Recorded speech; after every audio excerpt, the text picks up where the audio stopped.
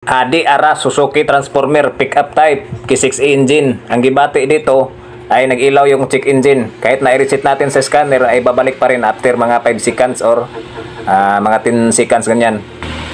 Check engine. Siyempre sa check engine siya ay gagamit tayo dito ng CT scan. Mag-read fault code tayo kung ano ang ilabas niya dito sa error niya. Ayan, nakita natin na oxygen sensor.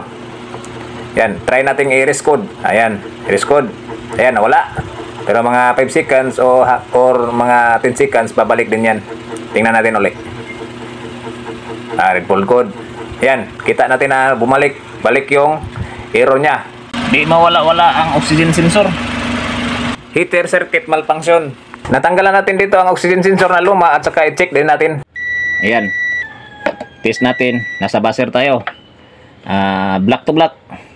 Dapat mag-buzzer to kung dili siya putol. Yan o. Wala talaga o. Yan o. Dito, black to black. Ito, black to black. Ito. Wala pa rin.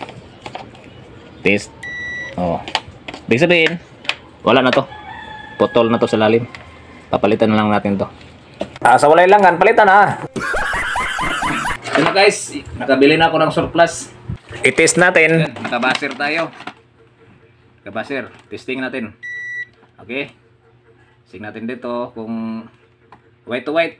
Dito sa luma, black to black. Pero parehas lang yan sila. Importante, white to white, black to black. Ganyan. Ayan. Diba? Kita natin nag-buzzer. Ibig sabihin, okay na to. Surplus. Ganyan lang pag-test ng oxygen sensor. Kaya hindi siya mawala-wala yung check engine. Pag i-reset natin sa scanner, i-clear code natin, pabalik din siya mga 5 seconds. Ganyan. Okay. Hindi na tayo maglangan. Ikabit na natin ang bagong oxygen sensor. At saka i-connection na rin natin yung sakit sa oxygen sensor. At pagkatapos na naikabit, start na tayo. Kung nagkalaman na ba, kung di na ba nagpataka o diagnose mahilutay.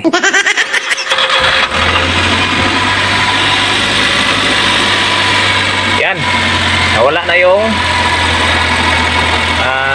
check engine.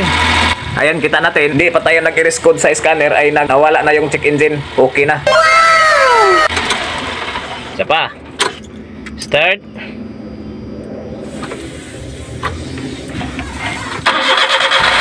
Okay. Okay na. Talagang nakachamba si Manghilutay dito. Ginagawa mo. Okay na. Nag-thumbs up ng kamay na walang panghinaw.